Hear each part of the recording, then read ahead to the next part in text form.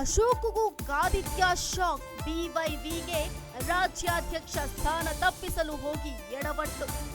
ರೆಬಲ್ಸ್ಗೆ ಬೆಂಬಲ ನೀಡಿ ಯಾಮಾರಿದ್ರ ಅಶೋಕ್. ಅಶೋಕ್ ವಿಪಕ್ಷ ನಾಯಕನ ಸ್ಥಾನಕ್ಕೆ ಬಂದಿದ್ಯಾ ಗೊತ್ತು. ಬಂಡಾಯದಲ್ಲಿ ಲಾಭ ಮಾಡಿಕೊಳ್ಳಲು ಹೋಗಿ ಸಂಕಷ್ಟ.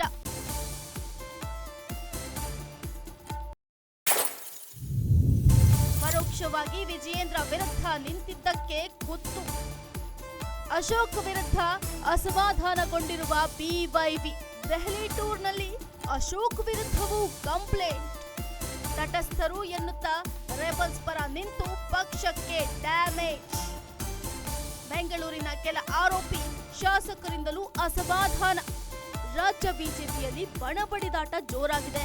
ಒಂದ್ ಕಡೆ ಯತ್ನಾಳ್ಗೆ ಶಿಸ್ತು ಸಮಿತಿ ನೋಟಿಸ್ ಕೊಟ್ಟಿದ್ದು, ಇತ್ತ ಬಿವೈವಿ ಸೇಫ್ ಅನ್ನುವಂತೆ ಕೂಡ ಕಾಣಿಸ್ತಾ ಇದೆ. ಆದ್ರೆ ಎಲ್ಲೋ ಒಂದ್ ಕಡೆ ಅಶೋಕ್ ಸ್ಥಾನಕ್ಕೂ ಕುತ್ತು ಬರುತ್ತಾ ಅನ್ನುವಂತಹ ಪ್ರಶ್ನೆ ಈಗ ಮೂಡ್ತಾ ಇದೆ. ಯಾಕೆ ಅಂತಂದ್ರೆ ವಿಪಕ್ಷ ನಾಯಕ ಅಶೋಕ್ ಅವರು ತೆರೆಮರೆಯಲ್ಲಿ ರೆಬಲ್ಸ್ಗೆ ಸಪೋರ್ಟ್ ಮಾಡಿದ್ರ ಅನ್ನುವಂತಹ ಒಂದು ಪ್ರಶ್ನೆ ಈಗ ಮೂಡ್ತಾ ಇದ್ದು, ಅವರ ಸ್ಥಾನಕ್ಕೂ ಕುತ್ತು ಬಂದಿದ್ಯಾ?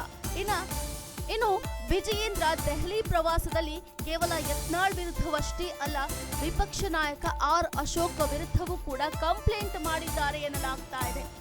ಇನ್ನು ತಟಸ್ಥರು ಅನ್ನುತ್ತಲೇ ರೆಬಲ್ಸ್ ಪರ ನಿಂತು ಪಕ್ಷಕ್ಕೆ ಡ್ಯಾಮೇಜ್ ಮಾಡಿದ್ದಾರೆ ಅನ್ನುವಂತಹ ಒಂದು ಮಾತುಗಳನ್ನ ಕೂಡ ಹೈಕಮಾಂಡ್ಗೆ ಮನವರಿಕೆ ಮಾಡಿಕೊಟ್ಟಿದ್ದಾರೆ ವಿಜಯೇಂದ್ರ ಅಂತ ಹೇಳಲಾಗ್ತಾ ಇದ್ದು, ವಿಪಕ್ಷ ಸ್ಥಾನಕ್ಕೂ ಕೂಡ ಇದೀಗ ಬದಲಾವಣೆಯ ಕೂಗು ಕೇಳಿ ಬರ್ತಾ ಇದ್ದು, ಶೀಘ್ರದಲ್ಲೇ ವಿಪಕ್ಷ ನಾಯಕನ ಸ್ಥಾನವೂ ಕೂಡ ಡೋಲಾಯಮಾನ ಸ್ಥಿತಿಗೆ ತಲುಪುತ್ತಾ ಅನ್ನುವಂತಹ ಪ್ರಶ್ನೆಗಳು ಇದೀಗ ಮೂಡ್ತಾ ಇದೆ.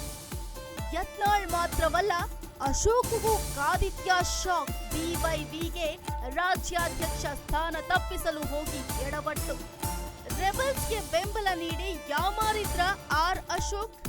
ಅಶೋಕ್ ವಿಪಕ್ಷ ನಾಯಕನ ಸ್ಥಾನಕ್ಕೆ ಬಂದಿದ್ಯಾ ಗೊತ್ತು. ಬಂಡಾಯದಲ್ಲಿ ಲಾಭ ಮಾಡಿಕೊಳ್ಳಲು ಹೋಗಿ ಸಂಕಷ್ಟ.